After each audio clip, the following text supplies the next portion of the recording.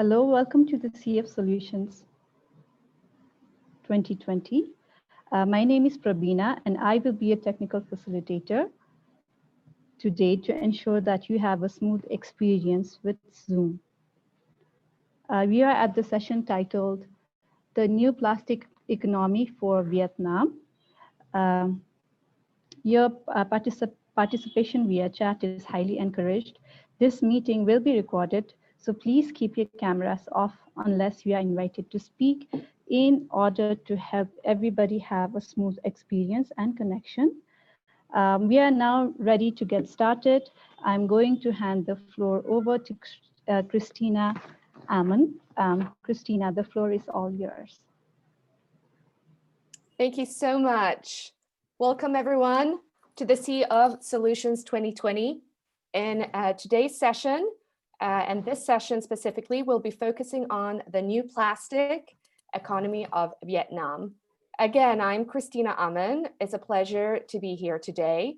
I work as a sustainability strategist and advisor for Stockholm-based consultancy, Purple Ivy.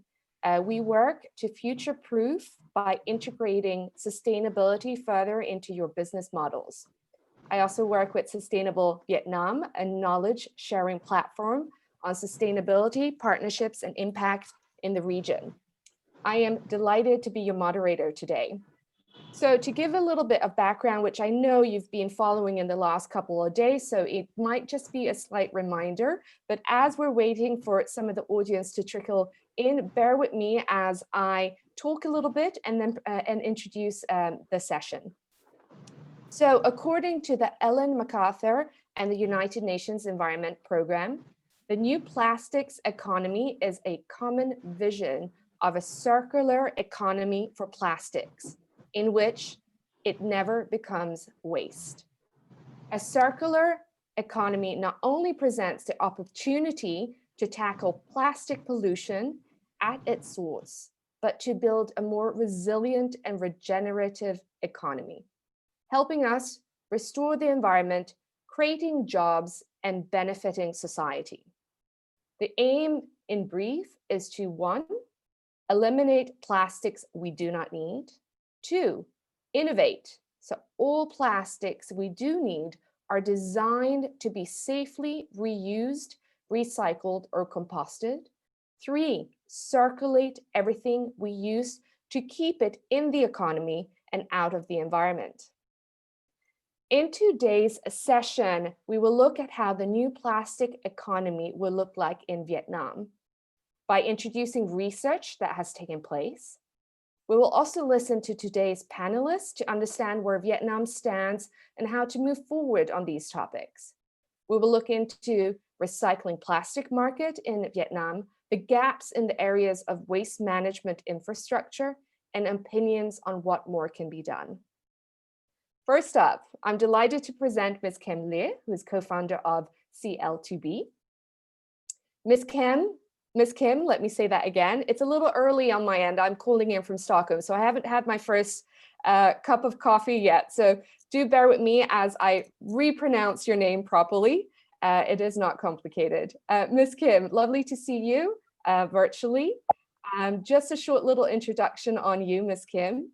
Ms. Kim works with multiple sectors and brands in Asia on circular economy and waste. She has an economics background from the UK and has worked with manufacturers on corporate social responsibility in the supply chain. She is a circular economy activist together with her CL2B team. And one of the ways they have been working proactively to boost the circular economy transition in the region is through this research that they have been working on and that Kim will be presenting shortly. So welcome, Kim. I will hand over to you here, but I would like to start by asking you a little bit about CL2B and just maybe introduce a little bit the research that you have conducted on the circular economy in Vietnam. Thank you, Christina. Hi, everyone. Christina already introduced a bit about myself, about me already. I would like to go straight to what is CL2B and who we are. So CL2B is mean closed loop to balance, and we aiming to close the loop of material toward a balanced ecosystem. So we picking up the name with the belief that like we would bring the balance between human and the nature. And of course, we're providing advisory and implementing project management regarding accelerate like circular economy in Southeast Asia. As we see, it's growing interest from private sector to adopt a circular economy model, but of course, like they don't know where to start, especially in a complex setting of in a developing country, Southeast Asia, where system is still have many gaps towards circular economy. And we start it in Vietnam. We pick Ho Chi Minh City, since the country in Vietnam, Vietnam is a great country, showing great potential to be a front runner of circular economy transition in the region. So emerging, the country economy is very emerging with growing manufacturing sector. And of course, Vietnam is in the free trade deal and in great relation with many nations that align with sustainable development and circular economies such as EVFTA or CPTPP. And of course, like Vietnam is having a serious problem to what like ocean plastic, and then to solve the inefficiency of material and in waste management, let's say. So, Christina already introduced, yeah. No, I don't want to interrupt. I'd love to learn a little bit more. Thank you for this very short introduction of your organization. I know you have a presentation. Would love to see the presentation, a little bit more about the research and the questions you have asked, as well as if you can share the results of some of this research. Yeah, yeah. I think I will like to show our research regarding the new plastic economy of Vietnam. So our team, of course, we already know the, like Ellen MacArthur have introduced and developed already a lot of guidelines. Is everyone seeing my screen?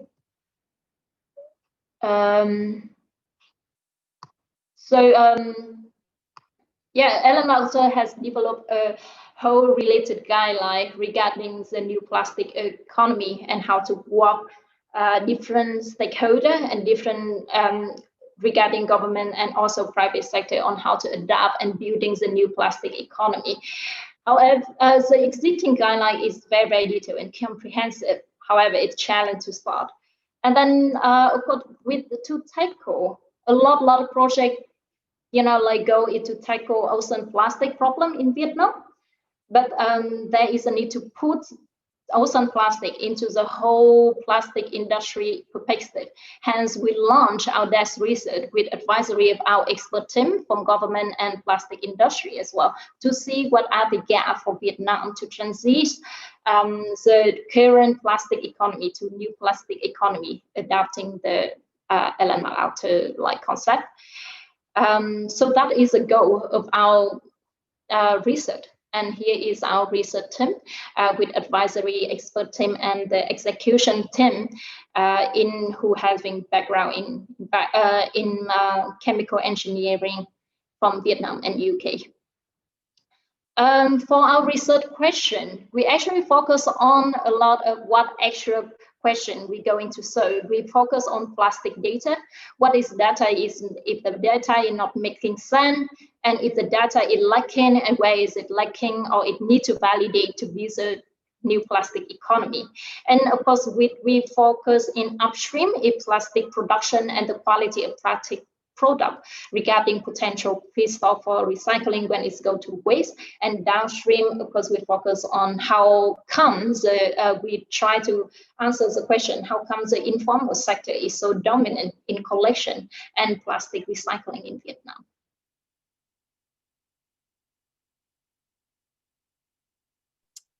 Thank you so much for some of the research questions. I find them very, very interesting.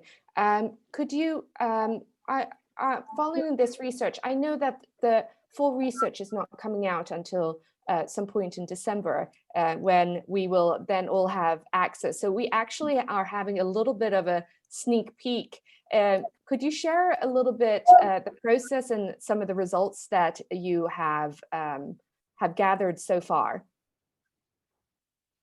Yeah, of course, the research is rather long, and we not publish it until end of this year. And of course, we will send it. I will send it and to everyone and to UNDP as well. So, or you can also access in our website to download the research by end of this year. We go through a lot of data, around 70 report and article, and a lot of number, in mostly focus in 2018.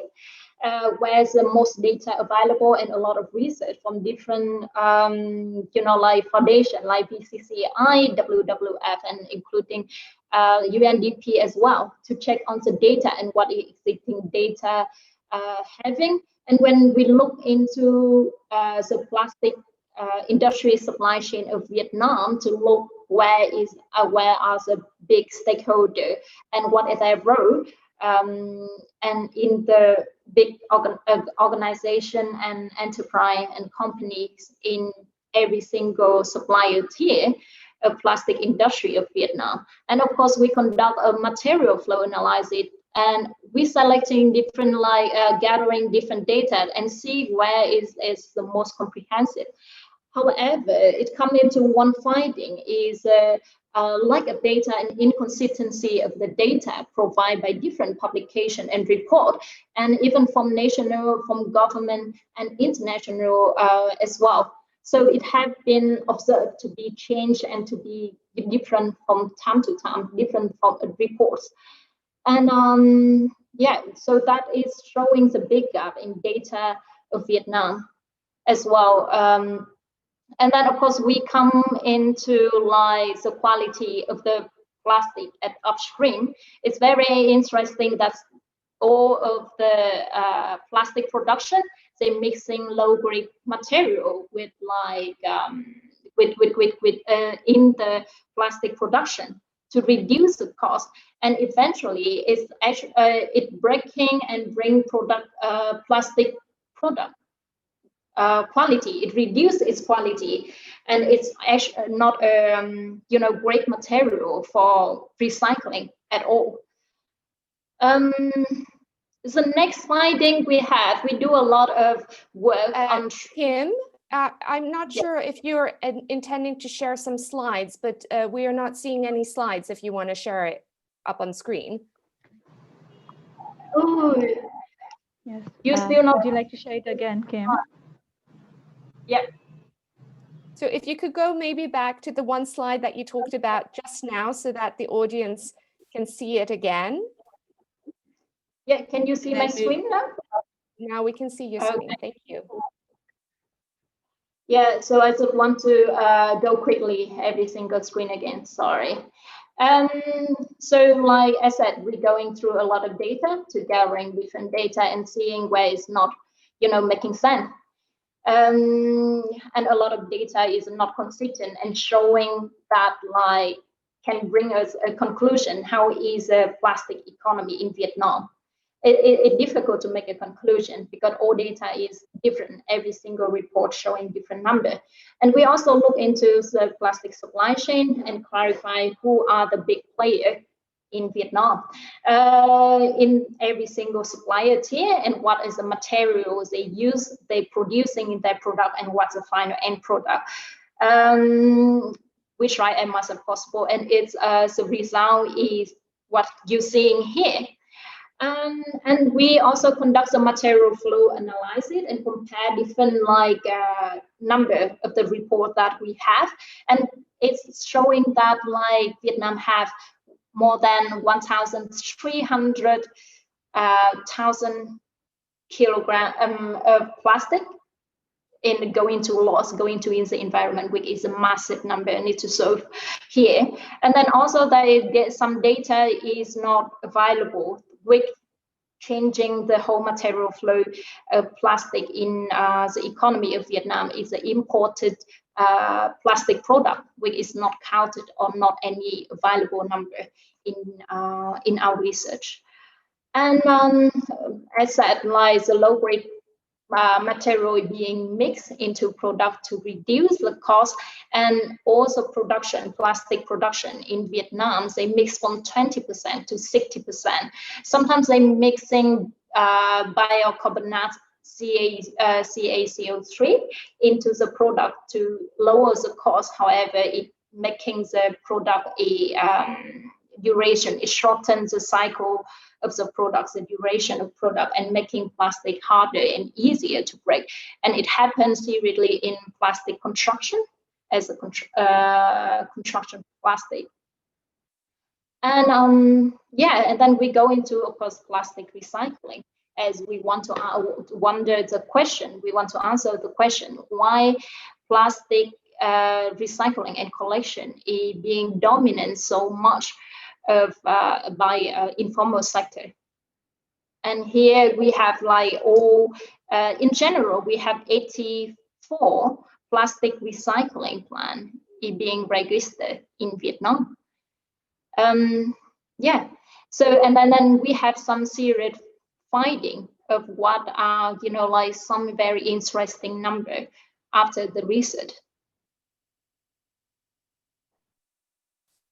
Thank you, Kim. As we wrap up this part of the session on the presentation part, I do have a question. With this research, how do you think we can? What can we do with this research when it comes out? How will it help understand the new plastic economy in Vietnam? I think like the research would provide international and also like private sector to have a look at plastic, the current setting of plastic economy in the plastic industry of Vietnam. In a way, if we want to transit, you know, the economy to adopt, or the sector to adopt the circular economy concept. And we want to show like why is it the recycling sector is being dominated by informal sector, because a very simple reason, a very economic like reason is a demand supply drew, because there is a serious demand in recycled plastic in Vietnam, which lead to the informal sector that is growing, so because it's easy and cheap. It's a highly profit and low cost. It doesn't require much knowledge to open informal collection business. If you want to collect and selling scrap inside the country, then you need a bike and then going around and buying waste from people, which is like zero cost. And then we want to, you know, to support different brand and the EPR scheme, which is growing in Vietnam as well. And we see the brand and producer effort in closing the loop of material and collecting and solving the waste problem in Vietnam as well. So we hope that this publication, this research will bring a value information for the sector, for the government, for private sector, and also for anyone interested in what actually like going on in Vietnam regarding plastic waste and plastic economy. Thank you so much, Ms. Kim. Very much looking forward to seeing the final research, and I'm sure that the Sea of Solutions will be able to share it to anyone in the audience that are interested to receive this when it comes out in some short weeks. Thank you again, Ms. Kim. Now we'll be moving on to the next session, which is where we're looking to hear a little bit more from the other panelists that are joining us today.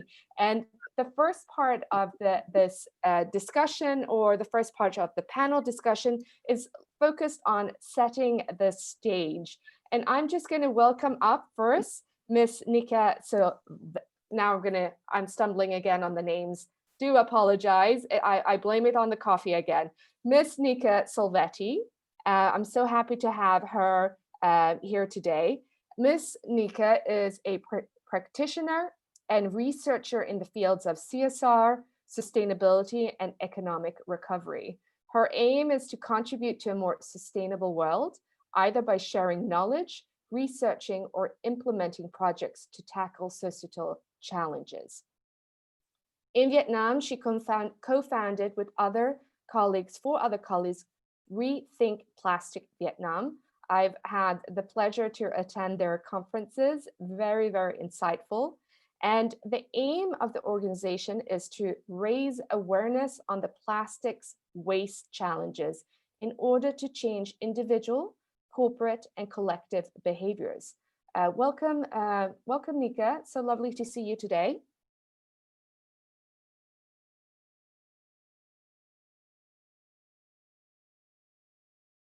Prabina, could you put Nika on? I just received okay.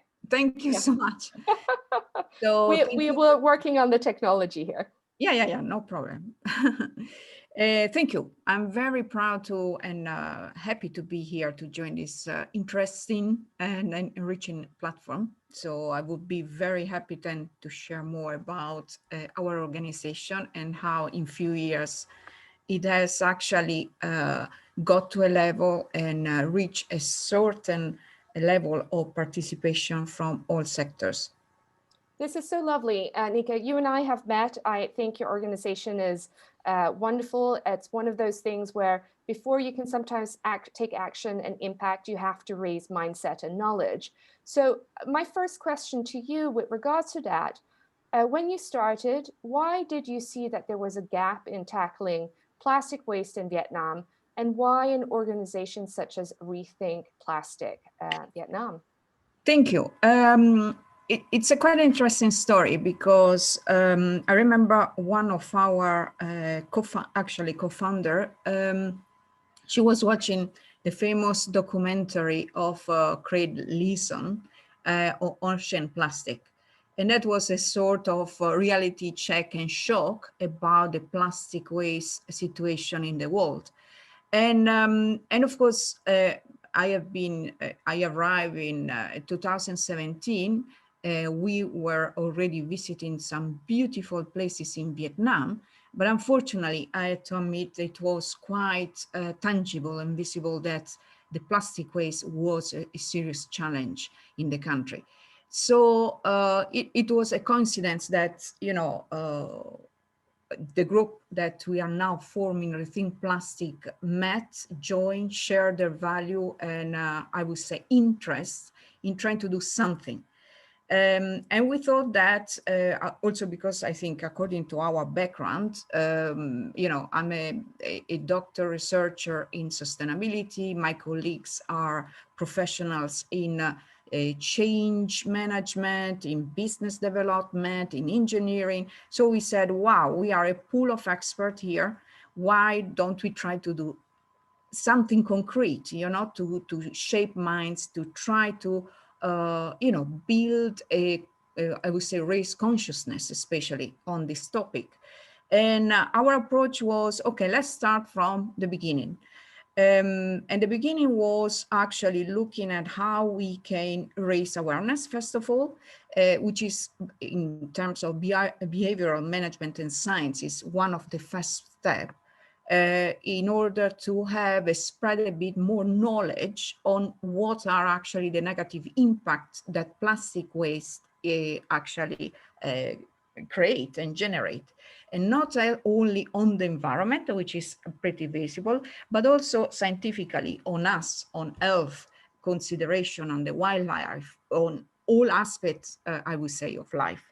So we started with that, and now I'm pleased that you actually were one of our participants in the series of seminar activity that we organized. And we also recognize the need of creating actually a shared common, I would say, understanding and also joint effort with all stakeholders here in Vietnam. And we use as a reference a sort of pentapillar model in which our aim is actually looking at how we could join and align efforts, resources of different stakeholders from different parts of society to align towards actually common strategy practices to address plastic waste. And I have to say that so far we are quite proud of what we did, because we started from inviting actually Mr. Craig to come over to Vietnam. That was our first seminar. And we didn't expect, to be honest, how much outreach and impact that could have created. And we were pleased. And from there, we actually built it up a much more structured organization, which is now very, very much focused on raising awareness, but aligned with specific concrete activities and tools that are helping us actually to also push for behavioral change. In brief, I would say this is what we are and what we are aiming at. Thank you so much. I have one short question. As you've built up this process, would you, I think people don't fully understand sometimes this concept of creating awareness, that it takes effort and time and resources. Could you maybe just very briefly, like in 1 or 2 sentences, what has been the positive about it and what has been the challenge about creating this awareness? Yeah, positive, I think I think we acted and started at the right moment, in the sense that I think also politically, the government of Vietnam recognized the need to do something.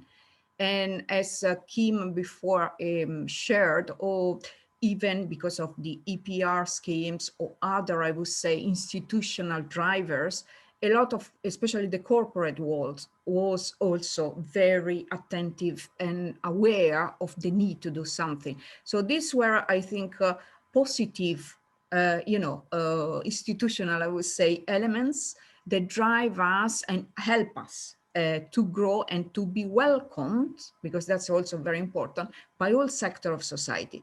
We align very much with the government. The government at different level is also always participating in our activities, and we do try to respect that, to align to their policy strategy, because that's at the end, we are foreigner here, so we do respect also their point of view and their strategy. But the challenges go back to behaviors and mindset shift. So the point is, the frustrating part, I would say, is to see that it's very, very hard, as you say, to convince people. And when I talk about people, it's all generation, it's all nationalities. So I wouldn't say it's only the Vietnamese, it's also us, to move and shift from very comfortable pattern habit of consumption to move to something that even today is fashionable to say a sustainable lifestyle, but for, I would say, majority still not. So recreating this concept of we need to move towards sustainable lifestyle, responsible consumption, is still very, very hard to achieve. So in practical terms, how you can achieve it? Of course, I believe in a kind of mix of measure. I would say carrot and sticks in a way. So the sticks will be the regulation, the banning, as the government is threatening now. We ban all single-use plastic, but I don't believe that's the only way. We should also compensate with more, I would say, carrot or sweeter tools, which leads back to the concept of circular economy and reprocessing, recyclability, closed loop. So how can we, if eventually we accept to reduce the consumption of single-use plastic, what and how can we replace them in a way that is sustainable, but is affordable? And I think by research that we conducted with the University of Economics here in Ho Chi Minh, it's very evident that one of the major bottlenecks that we still face here in Vietnam is actually the affordability of the possible potential replaced products or material in packaging. So if we not tackle that from a market perspective, then it's life is hard, to convince change in mindset and behavior. Thank you so much, Nika, for really lifting up the point on creating awareness and connecting with all different types of stakeholders, because one can't do it by yourself. Absolutely. But there needs to be a core understanding of the issue, the positives and the challenges to make that impact. So I'll come back to you, Nika. I'll move on to Dr. Nguyen Trung Viet. Maybe I've pronounced that a little bit better than all the other names I have mispronounced this morning or this afternoon, depending on what time zone you're calling in from. Dr. Viet will be talking from his background in waste management and infrastructure. He is the former head of solid waste management and climate change department of Ho Chi Minh City in Vietnam, and has more than 40 years of experience in leading and implementing more than 100 projects. At CL2B, Dr. Viet brings his experiences to advise the executive team in the feasibility and impact of these projects. Dr. Viet, it's such a pleasure to have you here today. So lovely. I would welcome you. Hi, everybody. Hello, wonderful. Technology is also working for you. This is great. I would love to go straight into the question part that I'm so interested. You come from a background as a scientist and an engineer. Can you explain briefly and simply for us that maybe don't fully understand, what does the waste system management look, or the waste management system look in Vietnam? Hi, everybody.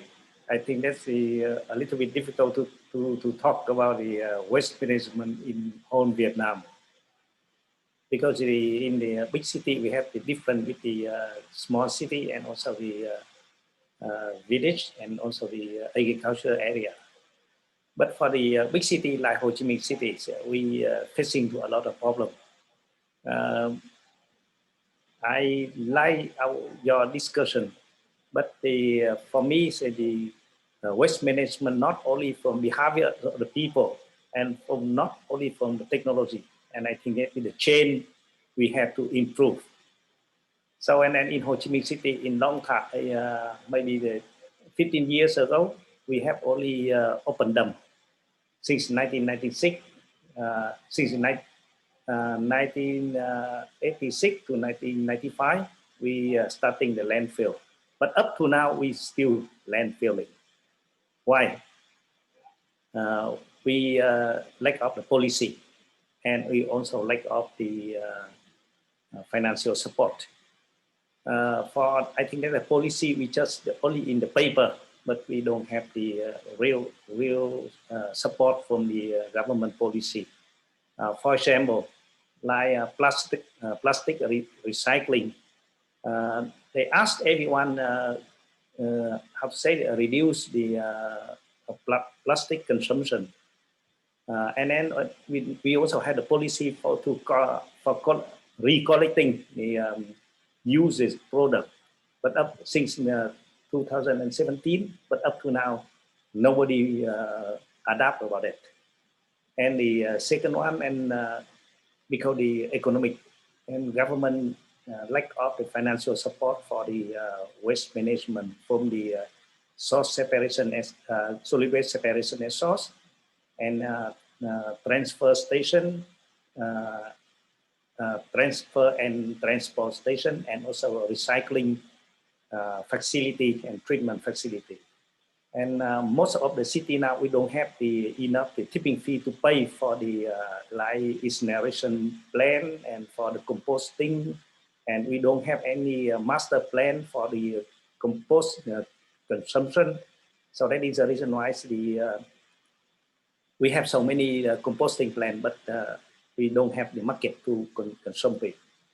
And I think that that's a big problem in Vietnam now. Even in Ho Chi Minh City, the biggest city in Vietnam, we don't have enough financial support for that. So, and the second one is the behavior of the people. I think that this improved a lot since 2008. 1981. At that time, nobody in Vietnam, they know about the environment, but now they improved a lot. But the because they pay much attention to economic development more than environment. So this is the big problem in Vietnam. So I think that to talk about the solid management in Vietnam, I think that show a lot of improvement, but we still need the big work to change it, like plastic. For example, in Ho Chi Minh City, you see that everyone say about recycling, but in the policy, according to the regulation of Ho Chi Minh City, inside Ho Chi Minh City, we are not allowed to build any recycling facility. That's the master plan of Ho Chi Minh City. So that is the reason why you can see the Kim presentation. You don't see any recycling facility in Ho Chi Minh City, only surrounding Ho Chi Minh City. In Ho Chi Minh City, we don't have any license for the plastic recycling.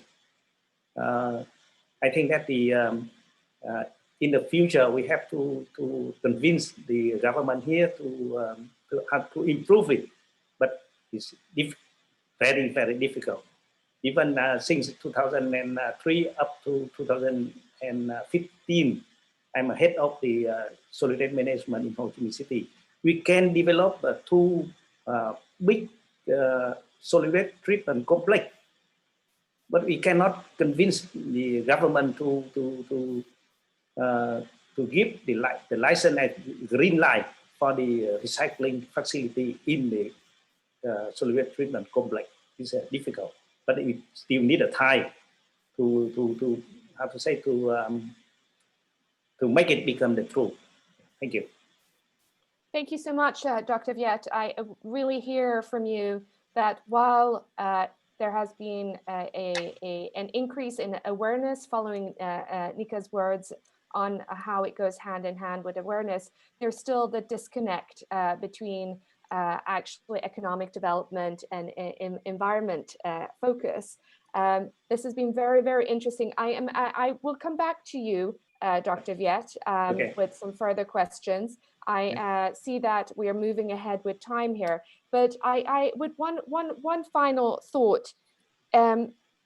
If there were a master plan, how would it look so that it could fit with the differences in agricultural, urban, and town separation that you said earlier in your comments?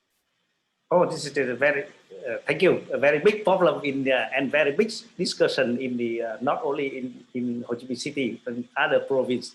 Up to now, we have a two way. Some people and then they support solid separation and source, and some people said we don't need to do it. Why? So because I already visited so many countries like Japan, Korea, and Spain. And also and then I study in the Netherlands, so that is the reason why I know that we need some condition for the next program. You see that the most important thing in Vietnam, we don't have the NGO, or I can say it's not in NGO. We have only SBO. I talk a lot about it. SBO, it means that social-based organization like youth, association, and women, and so and then they working just only policy, and they working not for like NGO. So that is the reason why we don't have.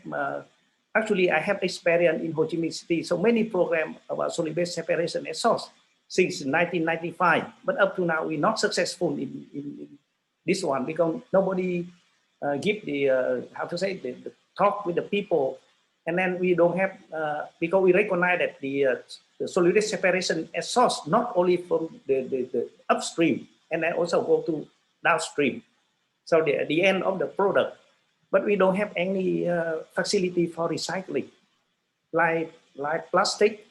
Like like mental, we don't have any financial support for that, and also the policy, just in the general policy we have it, but for development for policy in the detail for development, we don't have it. So that is the big problem, because see, if you want to improve it, not only in the paper, we need some real action. But in Vietnam, we lack of the everything, even for the government management system, we also lack of it. Like that's so interesting. Thank you so much for sharing this. That there's still work to turn, I guess, the policy, the paper, into something that's actually something that's real and in stone and etc. So in infrastructure. And I think this is a good segue to the next speaker, which is also the co-founder with Ms. Kim. I'm presenting you Josse Kunst. Very good. Hello, so lovely to have you here today. And it's actually a lovely way to start the conversation following Dr. Viet, as he mentioned about a lot of his experience internationally and how he wants to, how he's seen how it could be done as well. So before I ask you my follow-up question, that's the good segue in, let me do a short introduction of you. So Josse Kunst, not only is he the co-founder of CL2B, he is a circular economy entrepreneur and has worked in over 60 countries. So after leading DSM's circular economy initiative called Niaga, I hope I said that correctly, he has recently founded his own company, Kidwara, focusing on molecular recycling, designing with advanced bio-based materials, and impact investing in early stage circular startups, such as then CL2B, and as well you have one in the Netherlands called Arapaha. So Mr. Josse, lovely to have you here. As you're sitting in Europe, I will jump in with my first question already. Could you maybe explain to us what Dr. Viet has probably seen in his travels as well, but what is the circular economy look like in outside of Vietnam? What is the action plan for Europe and how it circulates back and how it makes impacts in other countries such as Vietnam? Thank you very much, and happy to meet everybody here virtually this, well, for me, morning. We share the same time zone with Christina, so we are both in need of a coffee, but it's great to be here. I think if I look at what is happening in Europe, we are one stage further than what was mentioned by Nikita and Mr. Viet. We are beyond initial awareness. I think what has really happened in the last years here is that the awareness has grown to really a critical point so that people start to take action. And I think that is the encouragement I would like to give to Vietnam also, where currently you can see a lot of things are not yet organized or there's a lot of problems, but in fact, there really are opportunities to take it to the next stage, which is really a systemic change. And I think what happened in Europe is a couple of things. One actually came from the outside. China really changed its policy on waste management, and it has had a tremendous impact because before it was relatively easy to ship all your waste to China and you didn't see it. I think that had a large impact on especially countries like the UK. They suddenly had to take care of their own waste. As a result, consumers started to become more aware, basically really saying we don't accept it anymore. We don't accept that there is so much pollution. And in the end, this is a problem of whole society. Politicians have picked that up. They started to see that, in fact, there was a growing momentum amongst the voters that something needed to be done. And therefore, they have implemented, especially at the EU level, very clear directives. I think Frans Timmermans, Jyrki Katainen, two leaders in the European Union at that time, were very clear, and they issued two different directives. One was around single-use plastics. The top 10 items basically will be banned. And the other one is around the amount of circular content, the recycled content you have to use in your products. Now, they started with packaging. There's now a lot of discussion around textile as well, which I would really encourage. As a result, and I think that really made the change, companies started to see that it is good business to become circular. In fact, even it is bad business if you're not circular. And I think that is a big change, where before it was nice to have, you could have beautiful marketing campaigns, but currently if you don't have a plan to be circular, if you don't take real action, you get out of business. And in the end, money talks. I think that is the encouragement I would give to Vietnam, that when it reaches a critical point that sufficient players in the chain start to realize change is needed, it can go pretty fast. Thank you so much for that that introduction, and I love how you mentioned that it's one step ahead, and Vietnam can still move to that action point soon. So we're hopefully not too far off when it comes to that. Could you maybe give an example of any of the technologies or any other examples that you see or have seen that could be easily transferable to Vietnam in their plan for moving from awareness to action? Sure, absolutely. I think there's technology is important. It is not the only thing, but indeed certain steps can be facilitated dramatically by having a better technology in place. I would start at the front, really good waste collection and sorting systems, followed by what I call waste preparation. Yeah, so if you manage to really sort municipal waste properly and you end up with streams that can then be processed further down, combustion installations, you have to have them for the mixed waste. Composting, but especially also then a whole train for plastic waste, washing, shredding, milling, agglomerating, so that you can feed it into then the next step, which is mechanical recycling. I think that is still a lot of opportunity in Vietnam to go to high quality mechanical recycling. I think there's now a lot of low quality recycling where you end up with a product that is hardly useful. Kim already showed in her research that in fact even the price of that is higher than imported scraps from outside. That business will die. You can't come with a low quality. So what is happening in Europe now is really high quality mechanical recycling, where even under the right conditions, the product can be used again for food contact. Yeah, so for packaging of food, which is usually very strictly regulated. So I would say mechanical recycling has made a major step up in Europe.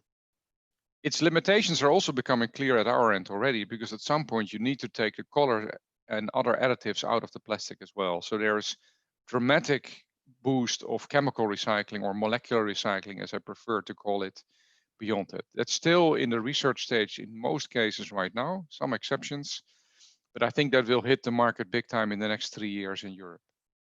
So start with sorting, waste preparation. Those things can be done today in Vietnam. Get people together and get the brands to pay for it. In Holland, it's very clear there is a national packaging fund. All the brands have to deposit money in it. And with that money, the municipalities can pay for the collection and sorting. You need to carry the load through the whole chain.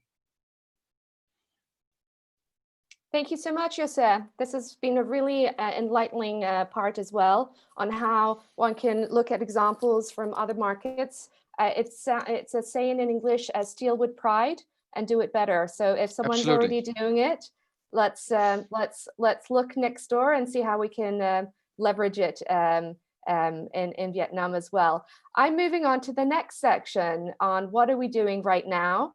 And I think it's also a very good point, because Jose talked about it's good for business to become circular. But I'd like to go back to Ms. Kim and her research. Kim, you've done such and so many discussions with different sectors and people. Could you maybe briefly, just quickly tell us what the impression are from the corporates that you have spoken to in Vietnam? Are they open already for the circular economy? Have they moved towards it? And what are potentially the challenges that they're meeting right now in order to take the next step on this journey? Thank you, Christina. It's very interesting of what everyone been sharing, and of course, we're talking about a very big and important stakeholder here is private sector as they drive the economy. And the circular economy model is applied for business to actually how to adapt it and include themselves in the waste stream and the waste management system. So for the it's the biggest challenge right now is awareness and knowledge. For in Vietnam, 60% of business in Vietnam is from FDI. So we don't face much problem with knowledge, and then that what's the understanding about circular economy. We actually got a lot of inquiry from international business only, but then it's still very, very limited regarding domestic business in Vietnam.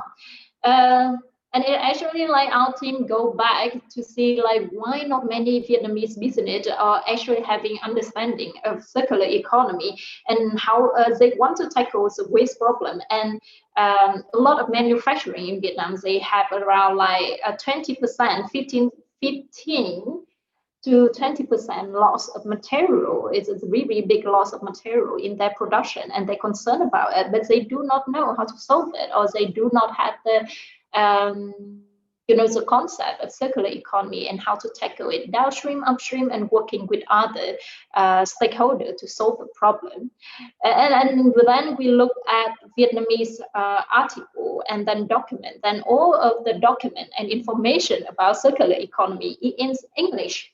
So there is no Vietnamese concept or providing there is no stream of information and knowledge and research and information to provide Vietnamese business of what is circular economy and how they can, improve the material efficiency and how important is it.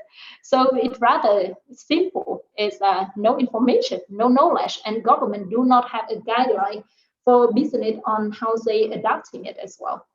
And then of course, with circular economy concept is super complex in the term of you have to work, business have to work with different stakeholders to to raising awareness, to work with other sector, and cross sector is always challenged in Vietnam. Since every business, every industry is still closed, they have a closed mindset and working on their own thing, and not many business having CSR. CSR is still it developed in international and global term. However, it's not really not many Vietnamese business having a CSR or having an investment or a resource to explore what is the potential out there and how they can collaborate with other sectors to gain the benefit or get support and overcome the risks and then the material loss, and of course the to adopt the circular economy as well.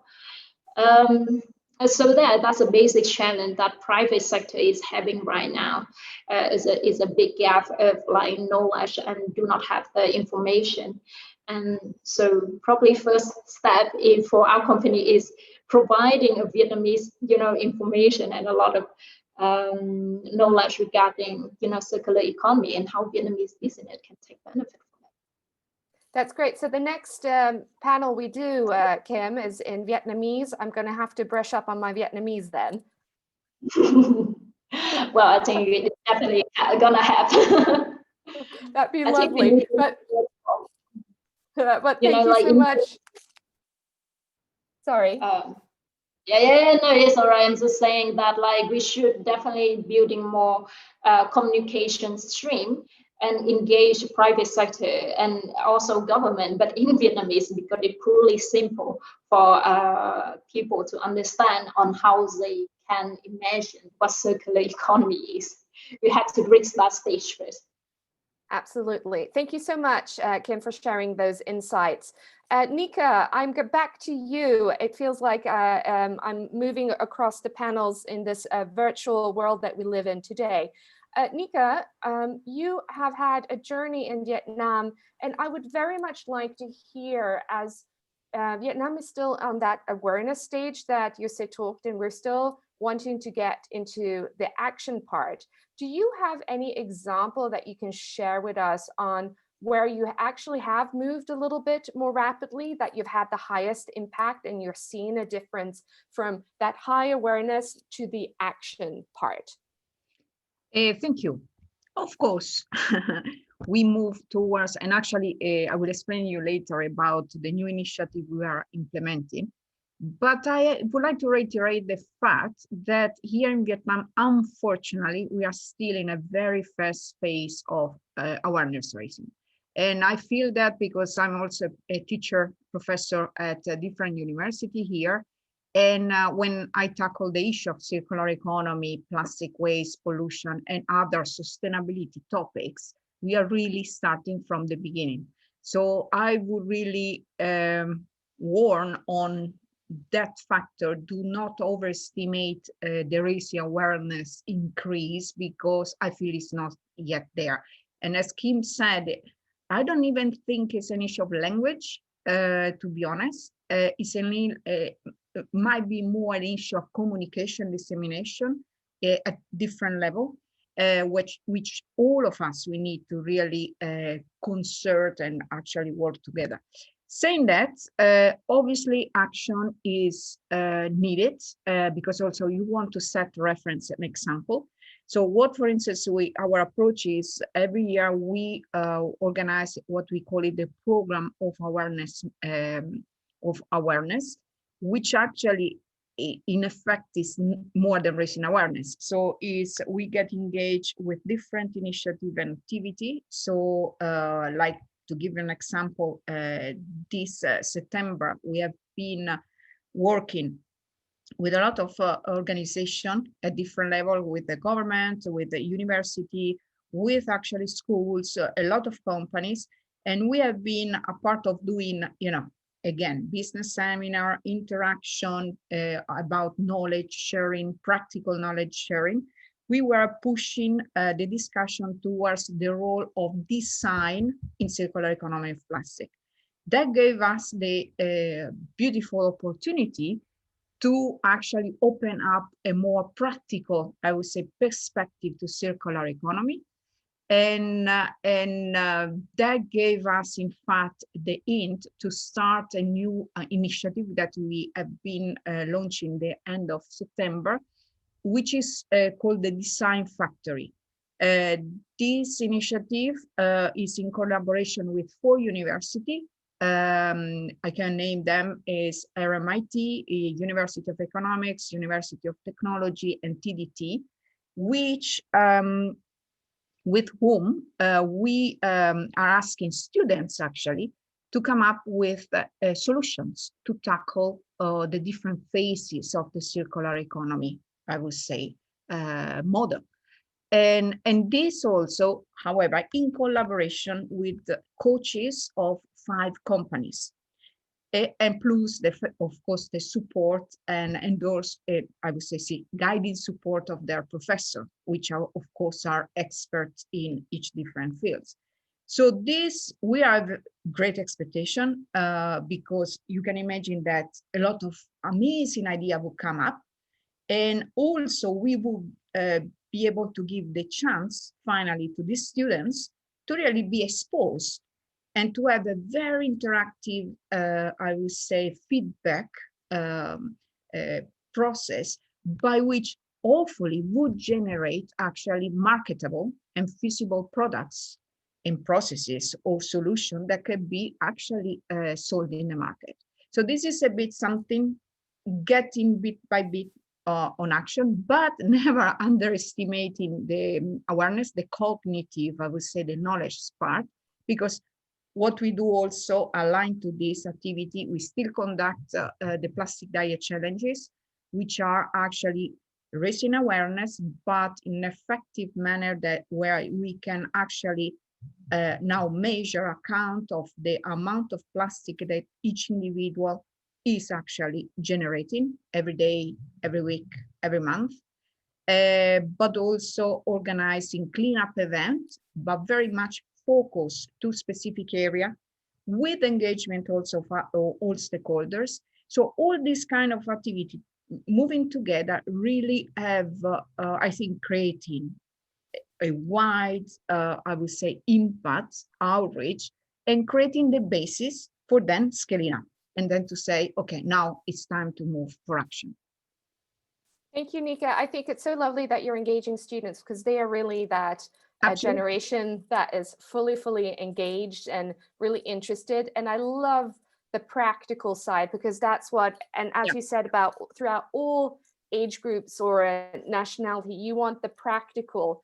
And then the design factory, it goes very much to the core of the new plastic economy and how the Ellen MacArthur Foundation and UNEP are presenting. Let's start from the very beginning and tackle it there. Thank you so much for presenting that. I wish you good luck with the students. That sounds really fun. Yeah. Thank you so much. And Dr. Viet, I'm back to you. I want to continue on this. Action is needed. So we are still at the awareness stage in Vietnam. And in your background and what you're seeing currently in the market, what other awareness is needed on the plastic recycling, the infrastructure, the waste management? What is it happening now that you see is working well, and where do we need to jump to? Okay, I think that's up to now in Vietnam. We already have so many programs for the propagation about the plastic, reducing the plastic consumption, and also the recycling of plastic, and how to say the use the other material to replace the plastic now. But I think that the intensity, how to say, in the program for and then increase every day in every Thai in Vietnam. But the most important, important thing that the up to now we very difficult to find the how to say the other material to replace the plastic in the community, because see some company, and then they only ask the how to say, when they go shopping, and then they only ask the buyer to reuse the other bag, but most of the buyer, they only requires the plastic bag when they buying something. And then we also have some program of the government to how to say to afford the people in reducing the plastic consumption, but not everywhere. So I think that the time by time it will improve in Vietnamese condition. You mentioned when we were talking earlier on in the session, some of the legal frameworks and trends that are moving forward, but also are challenging. Can you talk a little bit more and expand a little bit more on that? One thing I think I want to discuss about it. Even in Vietnam, we talk a lot about the biodegradable plastic, but now we have no standard for it. And second one, the understanding, the knowledge of the biodegradables is different. For example, in long time ago, so we had some company, and they introduced they call that the biodegradable plastic. But actually, they just put the how to say, they put the calcium carbonate to the the chain of polymer, and then they put it in under the sunlight or under the a little bit high temperatures, and they break down. So when it break down, and then the plastic break into the small part, it's a more dangerous than if we have the big piece of the plastic. But up to now we don't have that one. And then in the market we still have some nobody understand what is the biodegradable plastic, or we call that the I don't know how to explain it in English, but they can break down a small one, but still plastic. That's problem. I remember that about more than 15 years, I bring the biodegradable plastic in the Netherlands to Vietnam. We also test it in the lab, and then we recognize that this the produce from the potato. So and then that's a real biodegradable plastic, but in Vietnam, nobody produce about it. So I think that even the scientific knowledge, we still have to develop it and then to explain to every people about it. What kind of what is the biodegradable plastic to and then to apply in the practice. So and then I think that this is one thing. But as I talked before, you see that for the plastic management, and I think that not only from the behaviors of the people, and also the how to say the technology to change it. So and then also recycle it. And I think that up to now the most important thing, how to improve the cycling facility, because with the improving the recycling facility, the much easier than you have to do the how to say convince people to change behaviors, and then also you have to change the other material to replace the plastic. I think that in Ho Chi Minh City in Vietnam we have very good the facility, but like scheme presentation, most of them is an informal sector. And the second thing, and we need very much policy or economic financial support about it. I can tell you the one truth. We import the scrap plastic from outside to Vietnam much cheaper than if we use the plastic waste in Vietnam. I can tell you that because up to now, if you go to the landfill, you can see a lot of plastic there. Why? Because actually we need it in the past because the embargo. You may know the embargo. We lack of the plastic regime. It means that good quality, and then we have very good recycling facility there here activity. But now because the petroleum prices decrease, so and then this is very cheap. That is the reason why, and they always use the new one imported from outside, and also the plastic waste from outside come to Vietnam in price much cheaper. I think that not I think that is a real thing. The cheaper than at least 3 times lower than the plastic waste in Vietnam. That is the reason why if the government has no proper policy, and then I think that's it, very difficult for the plastic recycle in plastic recycle in practice. So and then for me, policy only one way, and then we also need for the facility to do it. We have to step with the 2 legs, not only 1 leg. Thank you. Thank you so much. Thank you, Dr. Viet. It's been very interesting to hear how you talk about the informal sector, which I think people from outside of Vietnam doesn't understand sometimes, that they're a very core part of the waste management. I do want to go over to Jose.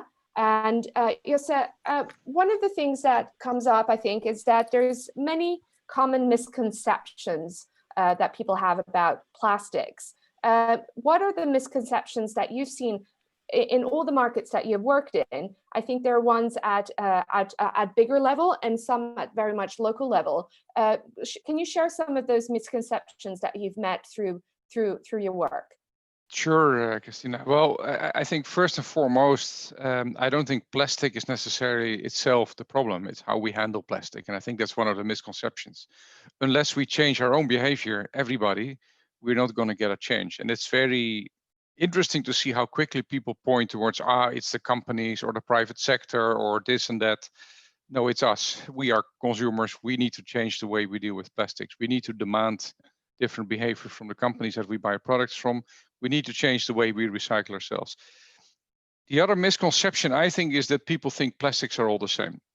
There's very big differences in terms of the environmental impact of certain plastics versus the others. Some are very easy to recycle, polyester, nylon 6, biodegradables are coming up, bio-based, much less impact in terms of CO2 impact compared to others. And what you see is that a lot of the products are being designed solely based on the sourcing cost, and they mix the cheapest material in, not based on final costs when it is a pollution, but on initial purchasing cost. I think there we really need to change our behavior. So design for recycling, design for sustainability should become much more important. And people don't really have that understanding yet because they don't see the consequences of their choices later on in the chain. The last one, and I think that is important, some larger companies now show a lot of effort in their communications around how good they are to develop new technologies. They project that as being the solution. You can throw in any kind of mixed waste into their technology. In all honesty, if you look deep in the chemistry, that is nonsense. It's simply not true. So there is no easy silver bullet with which we're going to solve this without us changing our own behavior. So reduction of consumption of plastic is still the most important. Although I love technology and I make my daily business out of it, we need to change ourselves first. So I think those are a couple of the key elements of where people don't yet really confront reality, I think. Thank you so much, Josep. Maybe you can help me with this answer or someone else. So Chao Lear on the chat has asked a question. I am going to read it and I hope I do it correctly, Chao. So she says, thank you all for the wonderful presentations. I have a question for anyone relevant and please address the question whenever convenient. So I'll do it right now as we are coming to close to the end of the session. So she writes here, recently the NA passed an amendment to the Environment Protection Law to apply the pay-as-you-throw model by 2025 in hope of pushing for waste classification at source and reduce costs of collecting and treating garbage. What specific regulations, guidance, and also infrastructure need to be put in place? So Jussi, could you answer that or should I turn that over to, yeah. I can give a quick answer, at least. I can give a great example of how Norway is organizing it. You're based in Sweden, but Norway is very advanced. They have a very simple rule with 3 key elements. Whenever you want to sell something, you also need to allow a place in your shop, however big or small it is, to collect waste. Yeah, so if you want to have the right to sell, you have the obligation to collect waste. That's one. Secondly, if you want to bring products onto the market with packaging or with plastic in it, they need to pass a committee where you have to show upfront that it is recyclable. You have to show proof of that, including the infrastructure and where you go to. Otherwise, you don't get a license to sell that packaging on the point. The third thing is hardcore money. In Norway, there is a pollution tax on all the packaging. And that pollution tax goes down if you can prove that you actually collect your own waste. And if you can collect 95% of your waste, the tax is 0. Guess what? The collection rate in Norway is 96% because everybody hates to pay tax. So 3 simple rules. When you want to have the right to sell, you have the obligation to collect waste at any different point. So you make it easy for people. Any packaging solution needs to be proven recyclable. Number 3, you really also charge money to the companies that sell. And it gets less if they have their act in order. Thank you so much. Dr. Viet, would you like to provide any additional comments? Yes, I know the new environmental law in Vietnam. This is just approved by the government a few days ago. But the minister of the Ministry of the Natural Resources Environment, he already informed about it. This is just a general law, but for the guidance and regulation, special guidance and regulation will be prepared by the Ministry of the Environment. But for me, based on my experience, it's very, very, very difficult. Why? First, if you want to weigh the weight of waste, and then very practical, and then you have to bring the weighing machine, but it's difficult. Second one, you can sell the plastic like Mr. Kuhn just said, and then we have to sell the not plastic bag, but bag with the how to say, the 20 kilogram or 50 kilogram about it. But if you want to sell it, and if you want to collect that's a plastic bag, not a plastic bag, the waste bag from the people, and then you have to we need two things, and one, the behavior of the people. Second one, the how to say, the achievement of the regulation and law, but it's very difficult in Vietnam. If the people, and then they have to pay a lot, and then immediately they can put everything to the bag, and then they bring it to the street, and then they could throw it away. Very easy now in Vietnam. Nobody control it about it. I know that in the in Seoul, in Korean, South Korean, and then they have a camera to inspect almost every place in Seoul. So, and then easy to how to find inspect all the activity of the waste discharging. But in Vietnam we don't have it. So, and then I think that okay, this is a good how to say, a good method, but it takes the time to achieve about it. Thank you. Thank you so much. We are coming close to the end of our session, and I'm going to steal two words from Yuse and turn that around into a question. So if you could have your silver bullet and make things happen, what would be the silver bullet? So I'll start with Kim. In one sentence, what would be the silver bullet when people think about the new plastic economy and how it can happen in Vietnam faster? So what is the plastic bullet that you think the audience should remember from your side? We start with Kim. Yeah. Hi, Krishna again. It's difficult because it's so big problem that is like put in one point. I think it's a collaboration. It's a collaboration between different stakeholders to actually do it, because like everyone plays such an important role: private sector, government, awareness, consumption, break it down smaller, recycler, collection, producer. So it actually has to be transparency and to sit down and work together in the most transparency way, I say. Thank you so much. I'm going to go back to Yose, and I'm turning the question back to you.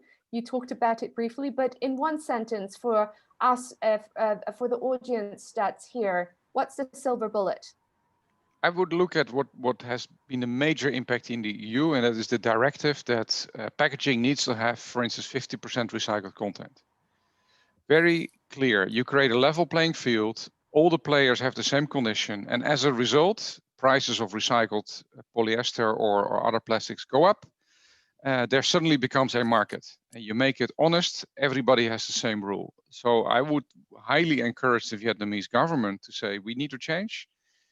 You can only sell in Vietnam if your products contain recycled content, and then you force everybody to do that. Do that with a realistic timeline. So it cannot be in a year. I think in the European Union, it took 5 to 7 years to implement it, but make it non-negotiable. Then change will happen. Dr. Viet, what's your silver bullet in one sentence as we wrap up? Because the time very limited. Otherwise, I can discuss with you a long time for the circular economy. I want to tell you one thing. Circular economic already existing in Vietnam long time ago. But now we just improve the quality and efficiency of this system. Thank you. Thank you so much. And I have, Nika, you have the final word on the silver bullet. Wow, thank you. That's an honor. Well, I will put it back then to, I would say, behavioral change. So I would just simply say, well, let's start from us to start changing our way of behaving in respect to single-use plastic, especially. So I would say, last message, say no to single-use plastic if you don't know how to reuse or recycle, and be the change you want to see in the world. Thank you so much, Nika, and thank you for everyone for participating in this session on the new plastic economy of Vietnam, where we've been talking about how we can reshift mindsets and how we can inspire action. Some of the last words that we got from the panel were collaboration, transparency, creating a level playing field, improving quality, and the final one that we got from Nika, it all starts from us. So I hope you've had a very interesting session with us. Thank you for joining. Thank you. Special thanks to the wonderful experts and panelists. It's been a wonderful hour and a half. And if there are any further questions, please do continue putting them in the chat or sending them directly to the Sea of Solutions. They will come to us and we'd be happy to answer them further after this session. Thank you again. It's been a lovely time. Enjoy the rest of the day. Bye-bye. Thank you. Thank you.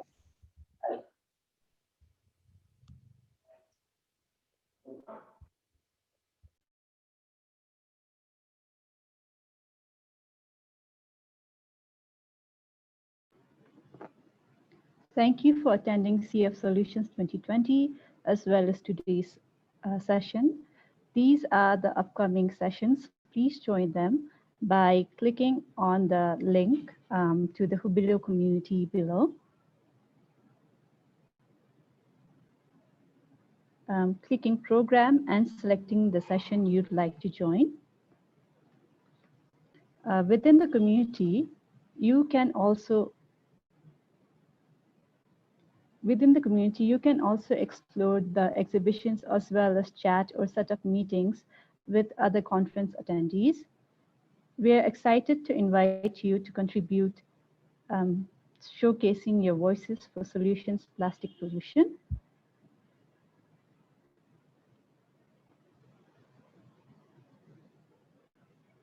We are seeking a simple but powerful pledge, a commitment or statement to less plastic wasted from the perspective of your work. Submit your pledge by going to Jubileo community via the link in the chat and clicking pledges.